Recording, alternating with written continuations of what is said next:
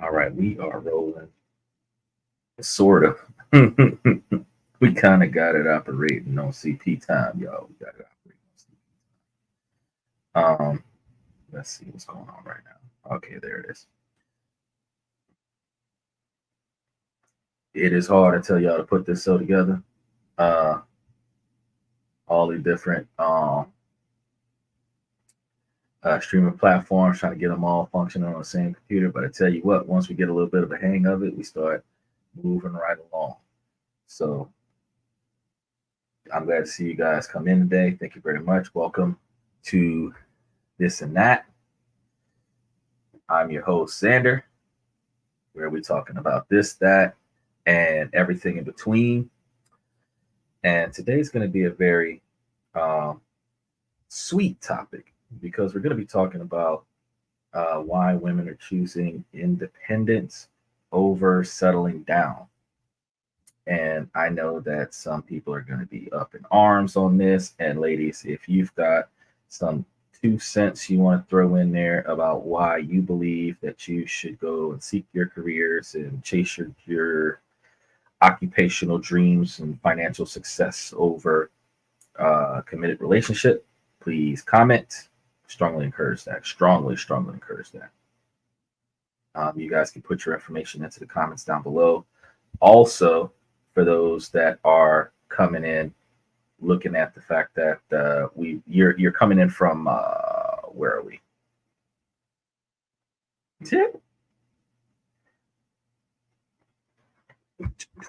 Twitch and YouTube. You guys, we got something for you guys. We're gonna give you this link right here so y'all can jump in whenever y'all want to jump in. And click the link, click the mic, and well, if you approve the link and approve the mic, and once you do so, then you'll be able to come up onto the show live. Everybody be able to see you. You can talk in real time, and you'd be able to interact directly with the show. So, right, awesome. Yeah, I know. So, the next step is we will be looking at for the rest of you that are on TikTok. We appreciate you guys showing up on TikTok. We have the option for you guys to request to come in. We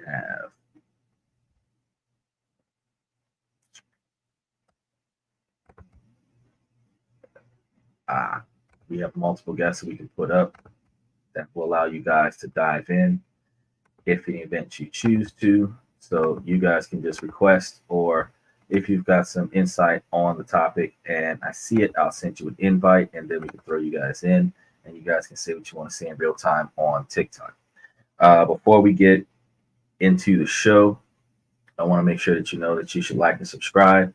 If you are on TikTok, you should follow us on TikTok. We're trying to cross over that 1,000, 10,000, 100,000 subscriber setup.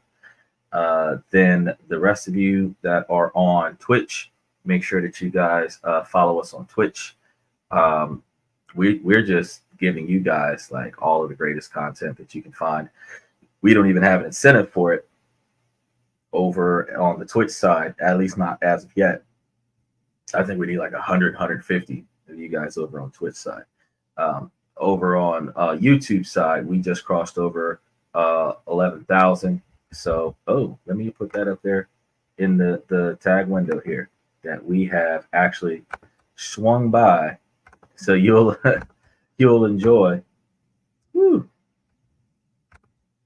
We swung by 11,000 followers. Now, while we're here, for those of you that are coming to the show on a regular basis, you're showing that support. I really appreciate you showing that support. Make sure that you try to throw some donations at the show through super likes, super emojis, or special thanks gifts. And you can do that through the comment section. I believe you can also do the same on TikTok. So I encourage you guys to show us some support to make sure that we get the most promotions that we could possibly get on the platform. It would definitely benefit us to be able to improve the platform and get everything built up. Yeah, there is a lot of stuff on the screen. This is probably one of the busiest screens I have ever seen.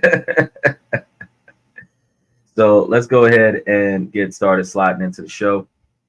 Um, First and foremost, kind of want to talk about the fact that we here in 2024, we are dealing with a new, larger population of the Gen Zs that are in that hookup mentality where the commitment is not there. We've got multiple partners, open relationships, stuff to that effect. Over the years, from the millennials, which are now people in their 40s, 30s, and 40s, the millennials and the Gen Xers, where people were more getting together and they were more committed. Now, Gen Zs and the next generation after them are now more focused on, you know, clapping cheeks, making it work, making it do what it do. So it is a strange scenario to see that women are more focused on going to get their careers. They're more about being, alpha boss ladies, which I don't have a problem with. But the thing is that we ask ourselves, why? Why are women more seeking independent financial success over the choice of companionship? And ladies, as you peek into the show, if you have that particular answer to the question why you believe that you chose to chase after your career versus committed companionship, that would be enlightening perspective.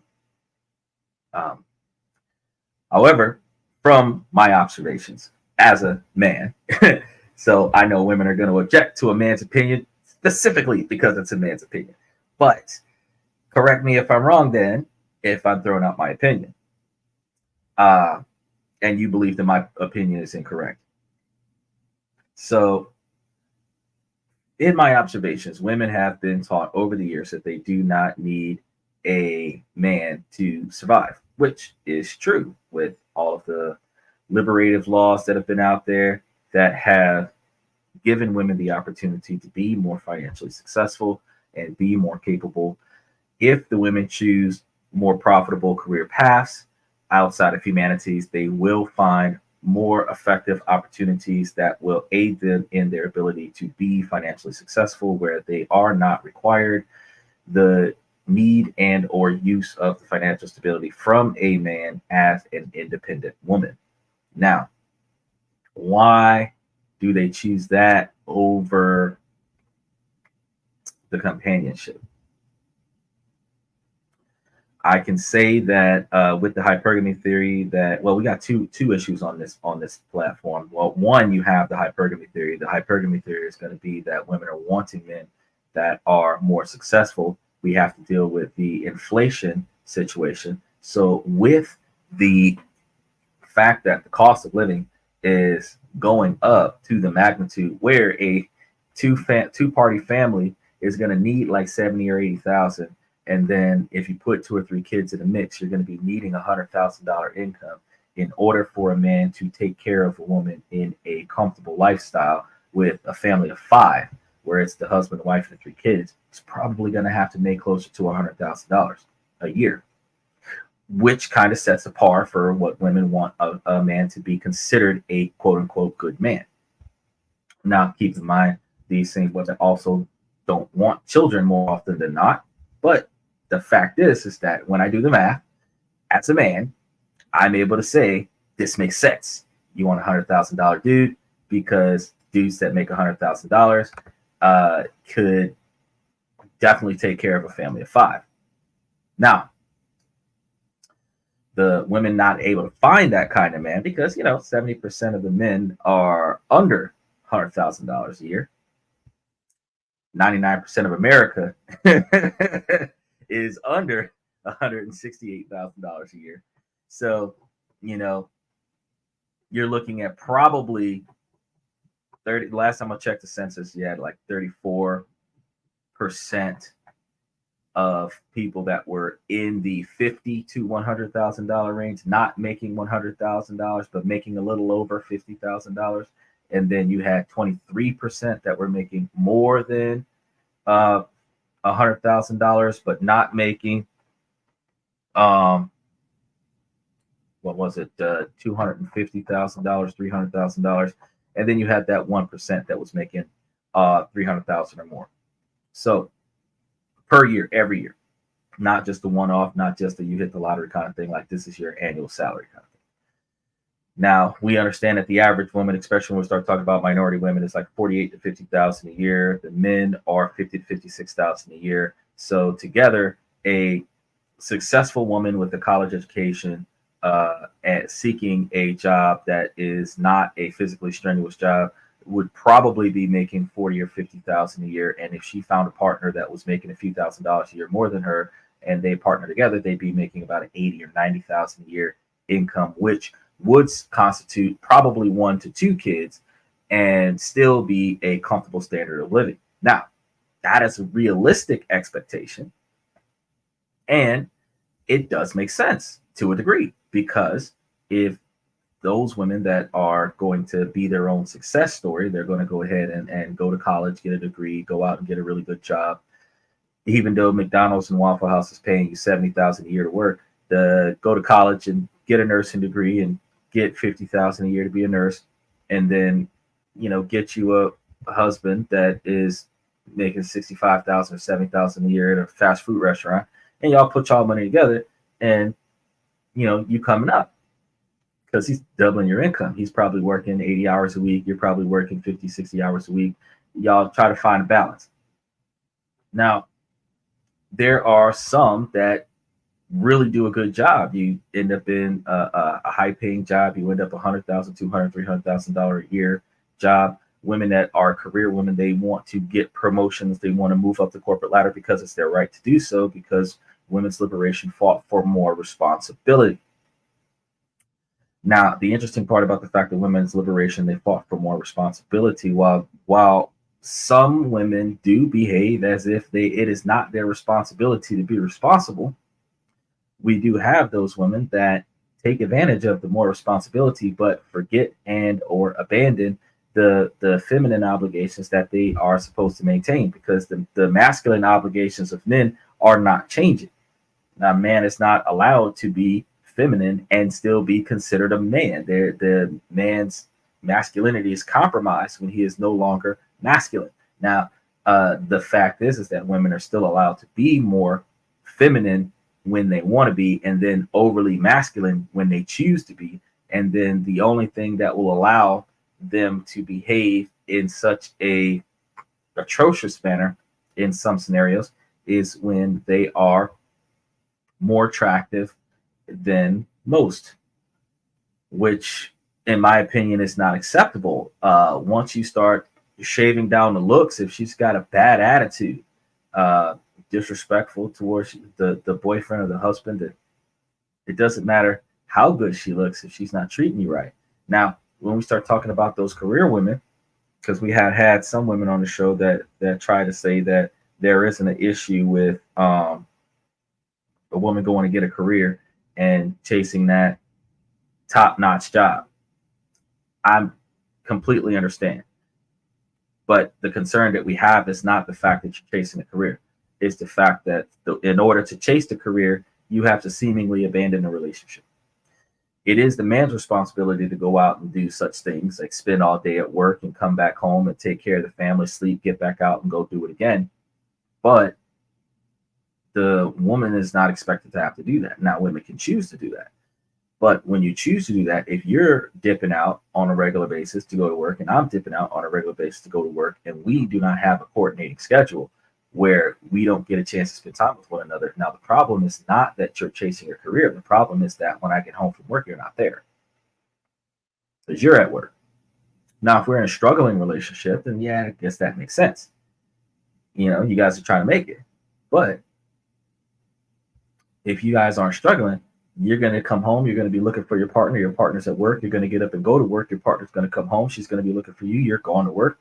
You guys are not coordinating on the same schedule. This is one of the reasons why a lot of times men try to find companionship in their work field, because then you can spend time with your girlfriend or your wife while you're grinding out 80 hours a week, because she would be there with you grinding out. But independent women do not understand that if you're trying to maintain a stable relationship, a long-standing relationship, and you're in a situation where your boss says, "Hey, we're going to give you this promotion, but now you've got to travel. You're not going to be in town, but like 4 or 5 days out of the month, and the rest of the time you're going to be somewhere closing deals for the company. Fantastic for your career, but now you have to ask yourself, like, how does that affect your ability to maintain your family?" Men have to make that conscious choice a lot of the times to say, well, I can't take this particular type of promotion because my family is grounded here. But if you need the money in order to stop struggling, you may decide to hopefully go talk to your wife about it first and say, hey, they'll give us this promotion, but we have to move. The promotion will give us enough money to not have to struggle anymore, but we have to move. That's going to take the kids away from their friends. That's going to, all of this stuff. And these are the executive decisions that men are expected to make. So it becomes a common practice that we see the women are in there making these same conscious decisions and making these same conscious choices, and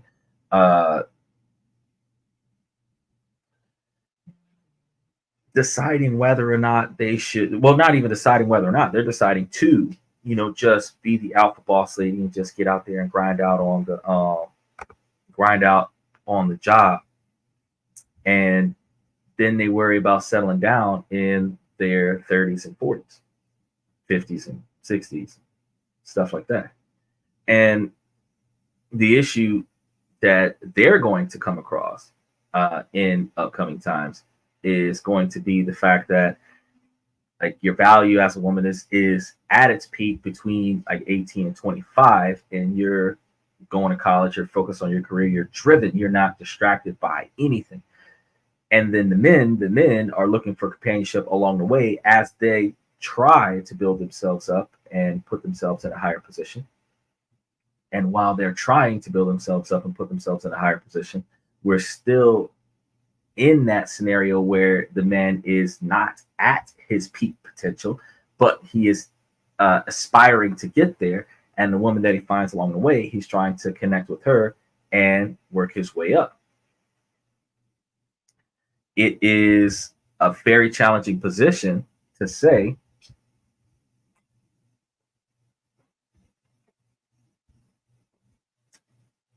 that it's fair for a man to ask a woman to abandon her career path to be his woman, not without him giving, like, funding 100% of her existence. But the concern that we have is that, realistically speaking, even if the woman was going to be on a rational and logical basis, if she was making 70, 80,000 or 60, 65,000, something like that, and she wanted to raise a couple kids, and you're looking at the single family living or two-party comfortable living is like 68, and it's going to cost another 30K to have kids, like 10K per kid every year, to clothes, food, diapers, medicine, doctor's appointments, school supplies, all this stuff. When you decide, well, settle down, get a husband, you're settling down and getting a husband, and the cost of living in the United States kind of compels you to lean towards jumping up and down on that $100,000 line, where it is considered from men, including myself, that expecting a man to mandatorily make 100,000 is unrealistic with the way that the men are being treated. But if the man was going to be treated like gold by this woman, and the man was going to fund her standard of living, then yeah, that actually does make sense, that the man should probably be making 100,000 a year, because in order for him to provide her with the lifestyle that she wants, with the children that he wants, then he would have to make enough money to cover all of it. So since men don't make that kind of money on a regular basis, the women are going to be aspiring to go and grab that occupation and do it for themselves, because I mean, what a man can do, a woman can do just as good, if not better. Can't doubt that, because I mean, we can get easily distracted by the latest GTA 6. We can get distracted easily by an attractive female. So men are not focused. They are driven, but they're not focused. Sometimes their drive is redirected towards attention from a female, but women are actually more driven and more focused and more dedicated to their cause. So they actually just really tunnel vision their way to their success, and it's enthusiastic to see. But the problem is that they're not paying attention at all to the stable and happy companionship, long-term relationship, stuff to that effect. Now, the question that comes about is, how do you plan to establish an awesome standard of living, as well as being a mother to your kids, if you are driven on your career to being like partner or CEO or whatever the case may be, and you're driven on your career, and the men that are not doing as well as you are not worthy of your attention?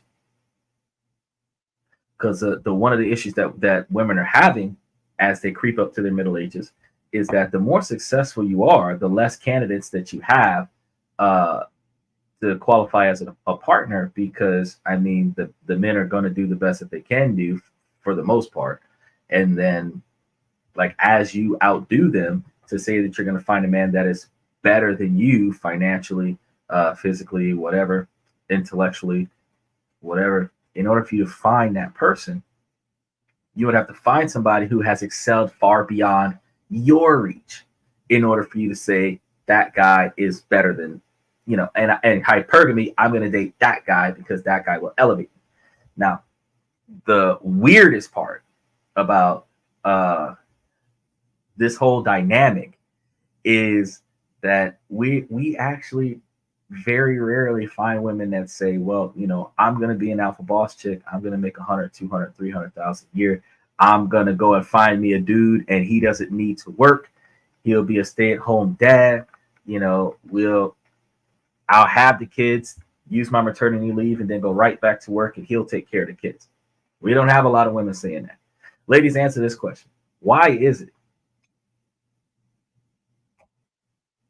Why is it that you ladies like to have the authority of the relationship, but you're not okay with taking care of the man in the relationship?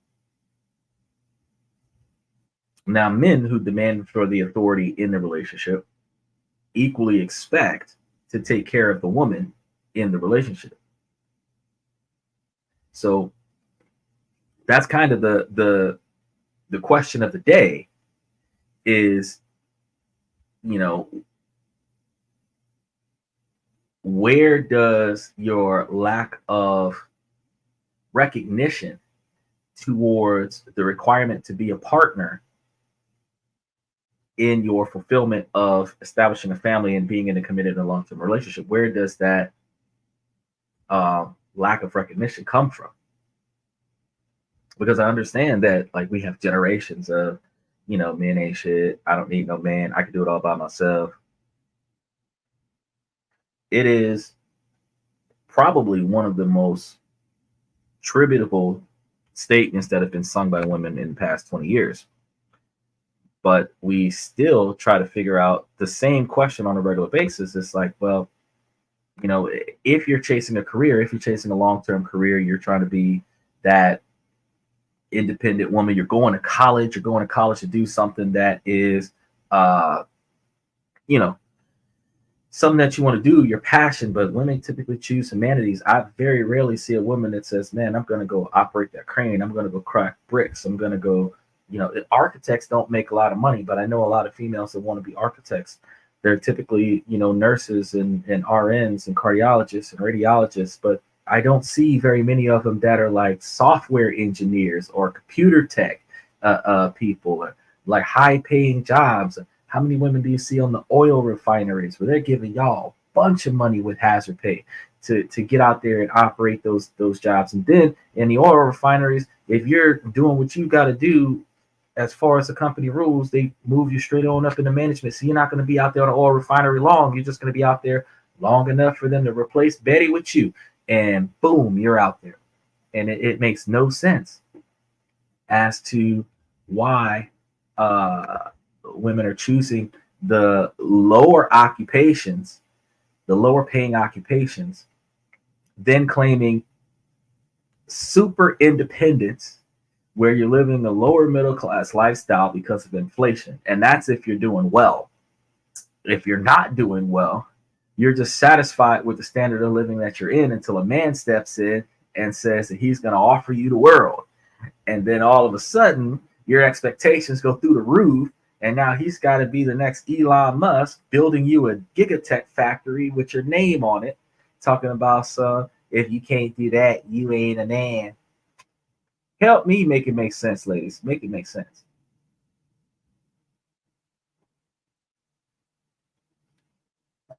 I appreciate you guys coming. I see you, Red Void. I see you jumped in. Liberty Twitcher. I appreciate you guys from Twitch coming through.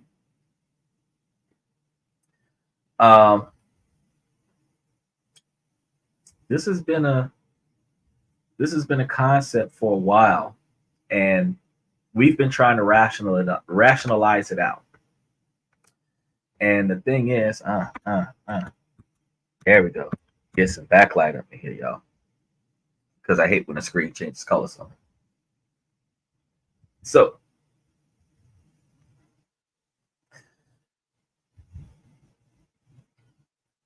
the hardest part that we have to deal with in modern society now, we have these alpha boss ladies. They out there working their 9 to 5s, they 4 to 9s, they 6 to 2s, doing a thing. Right now, average brother passes by, average vehicle, sees the woman, goes up and talks to the woman, and wants to get to know her. If she doesn't lie and say that she has a boyfriend, because that's typically the first response that we get. Nah, I got a boyfriend. So if you had a good, well-respected man standing there trying to talk to you, you would block him out the gate. Nah, I got a boyfriend. Because if he has respect for another man's woman, he's not going to further pursue that, which is very shallow and inconsiderate. Like, you could just clearly say you're not interested. Because if he had interest in you, then that means that you are valuable in some way, shape, or form. And if you don't really have a boyfriend, ma'am, then you shouldn't use that lie. You shouldn't cry wolf. Because one day, you're going to be sitting in a room by yourself wondering, why can't you find a man? Because all the men that want to talk to you think you got a boyfriend, according to you. That's why. Can't find a good man. Because the good men, you're saying you got a boyfriend to. The ones that are not so good are going to say, well, I don't care if you got a boyfriend. I'll still get with you. If he pushes beyond, I have a boyfriend. Oh, that's attractive. Why? Instead of shutting the man down, you should just tell him the truth that you're not interested. Because see, you don't have a boyfriend. You're just not interested in this fellow. He wants to know why. You're able to give him an explanation. It's going to be something shallow. It's always going to be something shallow. Ladies, think about it right now. Think about it. I'm going to ask you guys a question real quick.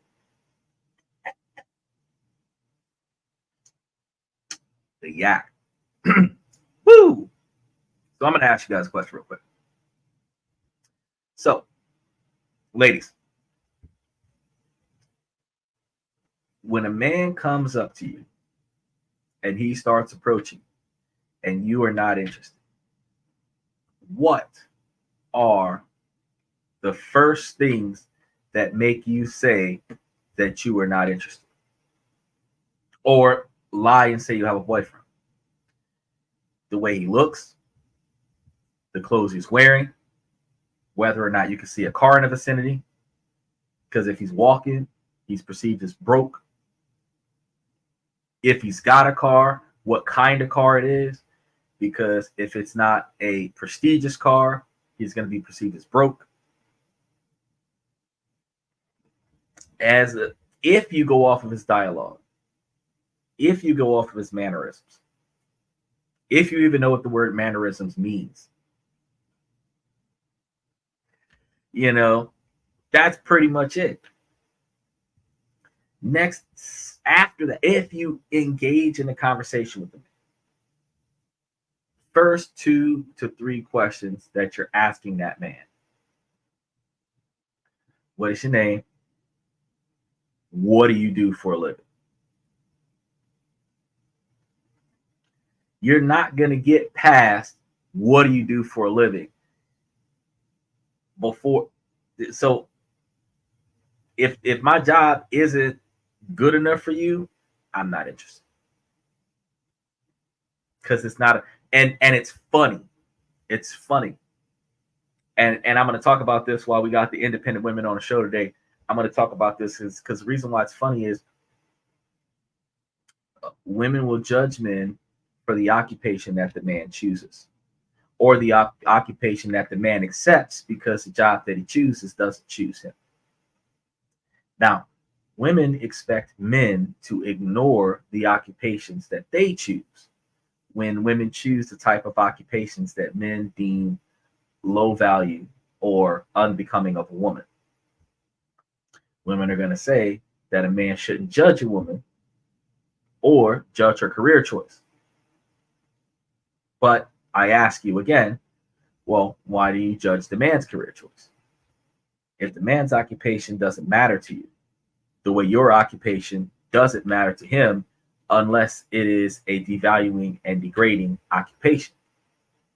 The question is, why would you judge a man on his financial occupation or his financial status based on the type of occupation that he has? Because he's not giving you tax returns where you're doing a background check and a credit check to make sure that he qualifies to be your man. He's just telling you where he works so that you can think about the job title and analyze what he could potentially be doing on that type of job and how much money he could potentially be making on that job so that you can live the kind of lifestyle that you want to live through his income. Women don't want to agree to that, or not agree. They do it. They don't want to admit that. That's the fact. They don't want to admit that. So one of the issues that we have as men is that we have to tap dance around the fact that we don't feel comfortable with telling the women what we're doing for a living, how much money we make. We typically lean our hats towards inspiring the women to not go after that knowledge. And you're going to have some women that are going to go after that knowledge either on the first date or probably, I would say, 2 to 3 months into the relationship, where you guys are committed. She's going to end up peeking at your bank account if you trust her enough to see your phone, if she trusts you enough to check your balance. If she's there with you for more than a year, she's going to see your tax return when you're filing your taxes. So it's going to happen where the situation is going to occur where she will know how much money you make. Now, I find it reasonable for everybody's financial disclosures to occur after you have already committed to one another. After. And why after? Because if we have no intent of making it work, you don't need to know how much money is in my bank. This is a safety procedure for men, specifically because our finances are delicate and non-replaceable. So as men, we need to be able to protect our wealth and protect our assets to whatever magnitude that we own and possess. And while we're protecting our wealth and protecting our assets, we as men have to be able to screen the women to confirm that they're not here specifically to expel all of our wealth and all of our assets. But the independent boss lady who can pay for herself, who can buy her own stuff, who can take care of herself, who claims that she doesn't need a man for anything. Where are you when men are looking for a woman who is going to commit to the man and pay for some shit? Now, women are going to say that men shouldn't have to expect women to pay for stuff. I appreciate that. I appreciate you guys coming in, and I appreciate you guys chiming in the comment section. You can say that, men shouldn't have to pay for stuff, or women should not have to pay for stuff. By all means, I understand. My concern is not the fact that I want a woman to pay for me. My concern is the fact that if I'm looking for a partner, the partner is supposed to be cooperative, and the partner is supposed to be working for the betterment and the success of the entire team, the entire partnership. So if we're in a relationship where we have only one person applying effort for both parties, we have a problem, because one person is overworking themselves and the other party is not working enough. And notice I said parties. I didn't say, oh, well, just because men do more than women. I never, no. Because I still live on uniformity. I still believe that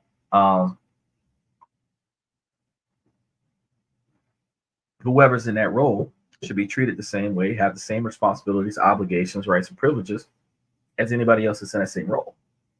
So regardless of your gender, regardless of your race, you're in that role, you should be entitled to those benefits, but be responsible for those obligations. Now, as you guys are coming in, I know there are going to be a lot of people that are going to be like, nah, that's not the way it is. It's not the way it is. But really and truly, that's what it should be. That's what it should be. As I treat you is the way I expect you to treat me. So I've had quite a few people come into the comment section, and some of them come in and they're very respectful.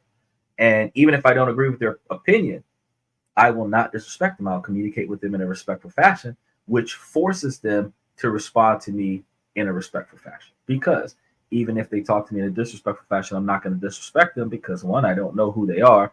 Two, anonymity allows them to be dicks so that they can vent for themselves. But three, it doesn't bother me if you say something negative in the comment section, but if you start getting a little bit too inappropriate, I'll probably just eliminate your comment. Now, for those of you that are on Twitch, if I got somebody throwing links into the Twitch, then they're probably going to get banned, because I don't want you to do any redirecting links. If you're not redirecting yourself to the link in the bottom right side of the screen here, for those of you that are watching on TikTok, to click the channel and subscribe to the channel on YouTube so that you can be notified of the show while the show is airing, there should be no other links in the show. But everywhere else, say what you want to say, get everything off your chest. I strongly encourage it, strongly appreciate it. It gives us open-minded, open-form discussions, which is something that is very difficult to do, because I even trying to have an open-minded discussion with some of the women that have come on the platform as of late, the only defensive position they have about the independent women is that the independent women that don't need men are not all that. That's like the only defense that they have given to them. So from what I've been told is that I'm not wrong. My delivery sucks. I didn't do this podcast to be sweet. I didn't do this. I didn't get in this so that I could protect people's feelings. I didn't do this to, foreshadow some sort of common compliance of any kind. I do this because I want to, and I am not apologetic about things that I do deliberately. I am not apologetic about when you find out that I do the things that I do deliberately. And by far, while I take accountability and responsibility for the things that I believe I should not do, the things that I did against all odds, by any means necessary, with the expectation for consequences, I'm not apologetic for it, because I did that on purpose. So, but I know that when I talk to women about stuff like this, they're like, oh, so you don't take accountability for your actions? No, I take full accountability for my actions. I actually punish myself for my own decisions long before you get there. So by the time somebody else is able to recognize with a man that has a higher level of emotional intelligence and self-awareness, that person is able to recognize when they've made a mistake. That person doesn't have to apologize to you because they recognize that they did something that they should not have done, or didn't do something that they should have done.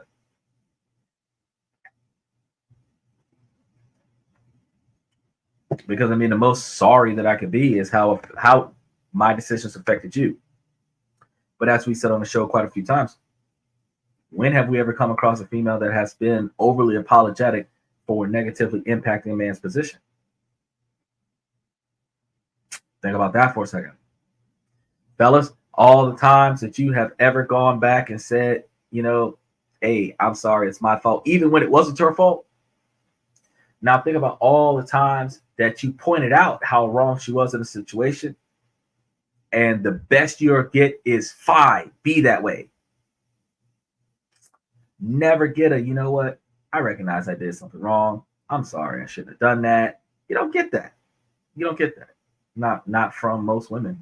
Now I've had some people that come up and they want to be defensive. And remember, I told you, because it's not all women that we have a problem with. It's just the ones that we need to avoid. And I say that on the show all the time, but I still have some people that come into the comment section and they'll try to defend. The best defense that they have is that's not all women. They'll say that, oh, well, it's just the women that I choose. No, because I've had plenty of good women that didn't work out for other reasons other than them not being apologetic. But there are plenty of women where, I just had too much stuff to do. Too many responsibilities on the plate. Some men actually choose to stay single until they can get their shit together. Doesn't mean that all of past relationships are bad because of the woman. It just means that all of those past relationships were not at the right time with the right person. But whenever a man is dealing with a negative or toxic behavior from a female, whether they're in a relationship with a woman or not, that negative and toxic relationship, that negative or toxic experience with that female typically comes from the same type of low-value woman that is more out and about and ripping and running in our society. And you have to understand the good girls are getting taken and kept until, death do you part kind of situation. So the majority of the dating game is also going to be the women that are less desirable for wives, the ones that are not necessarily girlfriend material, because girlfriends are wife material, but because they're good jump offs, they're good consistent partners. Some guys will turn a girl that doesn't qualify to be a wife into a girlfriend just so that they can have a consistent sex partner, which is what I said before is technically renting a girlfriend, because all of the money that men are going to pay in this relationship is renting the girlfriend, as opposed to being in a long-term committed relationship where the two parties are looking out for each other. She's just here because she likes the money that she's getting. She likes the gifts that's being bought for her. She likes the stuff that's being done for her. That's not the same as a relationship where a woman is dedicating herself to the success of this man, because the success of this man will become hers. Here's another question, ladies, while I got y'all on the show.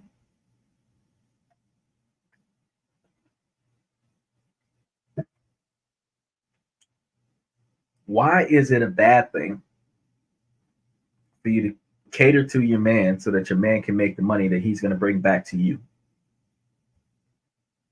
What is the problem with you identifying being generous and chivalrous to your man, and that generosity and chivalrousness that you are providing to your man builds your man up to a effective ability to be able to earn income to come back and take care of you? And the question is, why is it that you find it a burden to be in a relationship with that kind of man, because you don't want to be responsible for or obligated to perform these tasks and do these roles? What's up with that? I've been wondering that for a while, because women say that they're submissive to men, but they're not submissive to men. Some women can be submissive to men, but not most of the women that are the problem that we're talking about on the show have no interest in recognizing any level of submission to a man. We even had a situation where somebody came on the show, one of Mr. Pibb's fans, who was offended for being called a fan. Well, if you're watching a show, ma'am, you're a fan. That's how that works. If you're listening to the podcast, you're a fan of the podcast. That's how it works. But because she's familiar with the host or one of the hosts of the show, she doesn't want to be perceived as lesser than the man. So she has to be from a overhead looking down scenario, like I'm a supporter, like a sponsor from an AA situation. And I'm like, no, you're a fan. You're a fan. Heads of people who like the content. You can know the person creating the content, but if you're a fan of their work, you're still a fan. If you appreciate and value the things that he's producing, you're still a fan. If you're supportive, then you're buying his product. If you don't like nothing he's doing, but you're supportive, then you're buying his product. But if you're just watching the show and you're joining in and stuff to that effect, you're a fan. So we've been asking ladies around the clock. We've been asking ladies day in and day out. We're like, what is it are y'all doing? Are y'all trying to accomplish with your independent behavior where you believe that you don't need men for anything, but you have this expectation that if you find a man, that he's obligated to perform all of these tasks that you can allegedly do for yourself. And what kind of mentality are you going to be in when you get into that relationship? Because if you feel like you don't need a man, but you won't admit that you want this man, like, how are you going to be able to establish a positive relationship with that man? Does that make sense? I would hope so. I got to tell you, this topic was a pretty challenging topic for me, because when I've looked at some of the statistics, like, women really are more transactional these days than what they used to be, and because of their increased levels of transactional engagements with people, where women believe that they should be catered to, paid for, or in some way, shape, or form, supported by the men that they engage, not the men that they're in a relationship with, not the men that they've married, the men that they encounter, that the encounters have become transactionalized to the magnitude where these women are advertising themselves and setting prices. They even setting recession prices so that people can't say that that's too much. They're going to get their money. And if they don't get it, then the men don't care about them, according to the women. The man is then devalued and degraded, and in some situations humiliated, because the woman she's not happy with what she didn't get from the man. And that shouldn't be a thing. It shouldn't be a thing. But what we're not seeing, like I said earlier in the show, is that we're just not seeing women coming up and taking over that independent position and making sure that they're taking care of their man the way a man in the authoritarian position would have been taking care of them. And also treat them with the same love and respect, because a woman in authority that is supporting her man couldn't necessarily talk to the man like a peasant. If you were a subordinate wife, you wouldn't want to be talked to like a peasant. You shouldn't be talking to your man like he's a peasant just because you're the breadwinner as the wife. That's just kind of the way it is. But what I want to do, I want to make the show short today. And the reason why I want to make the show short today is because it looks like we got some software updates that are going to start interfering with the show. And today was a good day. Have you noticed that we've had a nice 50-minute conversation today, and I have not lagged one time? Did you notice that? Like, I noticed it. Like, I don't know what it is with Friday night. Maybe not a lot of people are on. I don't know what's going on. But for some reason, didn't lag tonight. So before I jinx that lag, and I probably should be starting the shows at 10 o'clock Eastern, 9 Central, and 5 Pacific, or 6 Pacific. But I wanted to keep the show consistent with Mr. Pibbs because he picked that time. But I do want to go ahead and say, well, I'm gonna tap out on a show because I do want to get a few extra videos edited up here. We're running low on content on YouTube, so I want to make sure that I get some more content up there on YouTube, and then I got some other contracts that I got to take care of in order to get the funding for the platform, because platforms aren't cheap. So for those of you that are still watching the show, I strongly encourage you guys to join the membership, buy some of our merch. We have affiliate products up there. We're starting to put up just about everything under the sun, so you can skim through some of the shows and see what products are available for purchase, and then that'll help us fund the platform. Beyond that, we've got the super likes and the super emojis and the special thanks gifts that if you guys throw us a little something, then we can hold you down.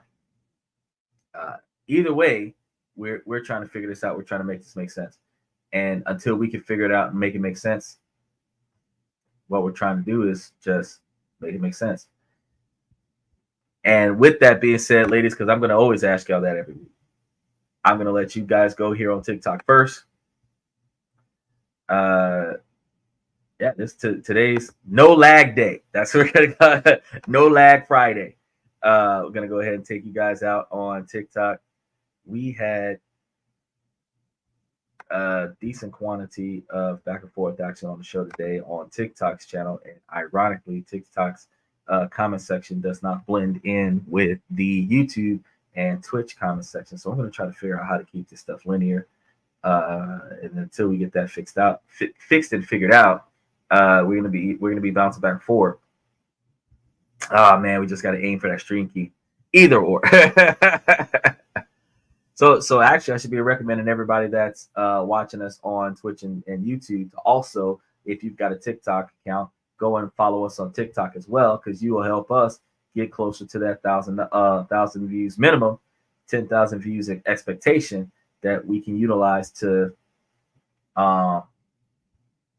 get monetized. But until we get there, I'm gonna leave it. I'm gonna leave it at that. Tomorrow is gonna be a really good show because tomorrow's Saturday. Tomorrow I got a lot more in-depth information, which is another reason why I'm signing out early today, because I want to make sure that I can give you guys a better quality show tomorrow. Also, we got to piece together some time for the members only show on Sunday, and it looks like me and Mr. Pips are going to be doing some good stuff with our topics for next week, talking about the chaos that's going on over there in the Paris Olympics, the Generation Zs that are getting fired, not getting hired, quitting, and if they have a job, for Christ's sakes, it's so far under minimum wage. It's ridiculous. Like they're taking like low budget jobs. So we're gonna be talking about all of that stuff coming up soon. So we strongly recommend that you guys take a look at that. That's all I have for you guys on Twitch and YouTube. I'm going to see you guys tomorrow night. I want you guys to come through. I appreciate your loyalty. I appreciate your nightly dive-ins, or for those of you in Romania, the early AM dive-ins. I really appreciate you guys. And yeah, so special thanks before we slide out of the show. Special thanks to those of you that are coming in from, ironically, we were talking about Romania and the Philippines, Indonesia, Canada, Mexico, South Africa, Australia, Germany, India, United Kingdom, Vietnam, and Russia. I just want to say that United Kingdom, Vietnam, and Russia are the top 3 countries that are showing us love right now. And inside of the United States, we got a top 6, but we only displayed the top 5. So we really appreciate you guys that are showing up from Illinois, Georgia, New York, Florida, California, and Texas. They interchange with one another throughout, but those 6 are always up there some way, shape, or form. And yeah, that's all I got for y'all for tonight. So I am your host, Xander, for This and That, and where we talk about this, that, and everything in between. And I really appreciate you guys hanging out for us for the duration of time that you hang out with us. Your time, your attention, your presence is much appreciated and always felt. We greatly appreciate you. So I just want to say thank you one more time. Appreciate you for supporting the podcast. And you guys have a great night.